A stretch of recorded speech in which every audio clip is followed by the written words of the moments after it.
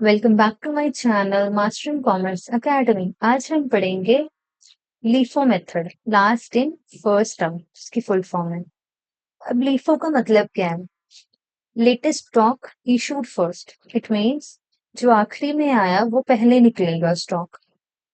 ठीक है जी। अब इस मेथड में ये माना जाता है कि सबसे नया स्टॉक जो कि हाईएस्ट और न्यूएस्ट प्राइस पे है वो पहले प्रोडक्शन के लिए इशू किया जा रहा है। और इशू करते टाइम हम उस लॉट की कॉस्ट लेते हैं जिसे हमने सबसे आखिरी में खरीदा था। ठीक है जी। अब इसमें क्लोजिंग स्टॉक कौन सा बचेगा? जो कि ओल्डेस्ट परचेजेस है। फीफो में कौन सा था? जो कि न्यूएस्ट परचेज थी।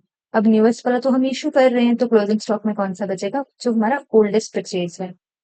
अब ये यूजफुल कब है? जब प्राइजेस राइज हो रहे हैं।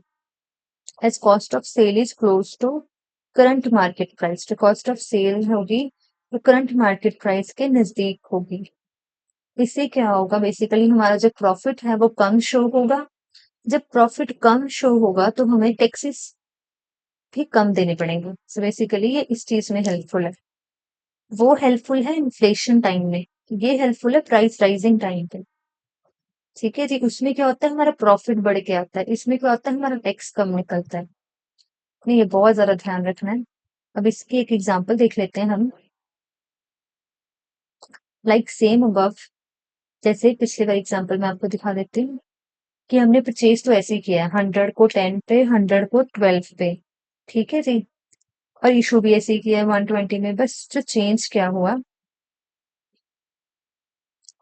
चेंज हुआ कि अब जो लास्ट इशू था हमारा 100 वाला, हम 12 वाला पहले इशू कर देंगे, और जो हमने 10 रुपीज वाला परचेज किया था उसे हम बाद में करेंगे।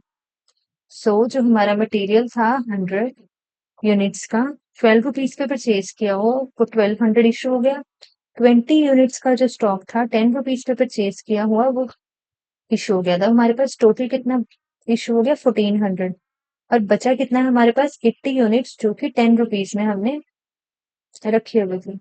सो 800 का स्टॉक जो है वो बच गया हमारे पास। ठीक है जी। अब इसके कुछ एडवांटेजेस भी हैं, लाइक मैचिंग प्रिंसिपल। ये इशू किए गए स्टॉक की कॉस्ट को करंट रेवेन्यू, लाइक आज की बिक्री से मैच करता है, क्योंकि कॉस्ट भी करंट मार्केट प्राइस के बिल्कुल ही क्लोज होती है।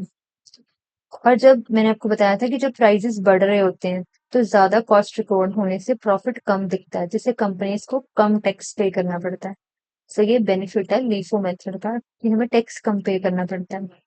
देन इज इसके कुछ डिसएडवांटेजेस भी हैं, like first is legal legal restrictions. बहुत से देशों में जैसे इंडिया और आईएफआरएस रेगुलेशंस में लीफो को जनरली अलाउ नहीं किया जाता। ये फिजिकल फ्लो के बेसिकली अगेंस्ट है। ये तरीका ज्यादा लॉजिकल नहीं है, क्योंकि कोई भी कंपनी हमेशा नया स्टॉक पहले इशू नहीं करती।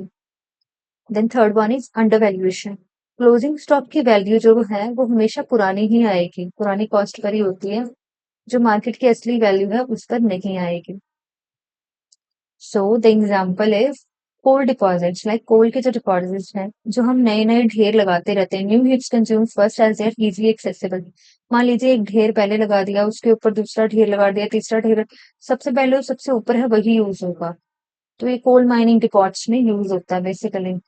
कोयले या रेत की जैसी चीजों को एक जगह जमा किया जाता है, जब नया स्टॉक आता है तो वो ऊपर ऊपर रखा जाता है और उससे ही पहले इशू कर लिया जाता है।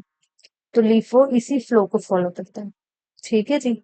सो लीफो के बारे में मैंने आपको बता दिया, उसका मीनिंग क्या होता है, देन उसकी एग्जांपल बता दी, एडवांटेजेस बता दिए, डिसएडवांटेजेस बता दिए, और रियल लाइफ एग्जांपल भी बता दी कि ये कैसे यूज होता है। सो ठीक है जी, this is all about today's lecture. Thank you so much for watching and please subscribe to my channel mastering commerce academy.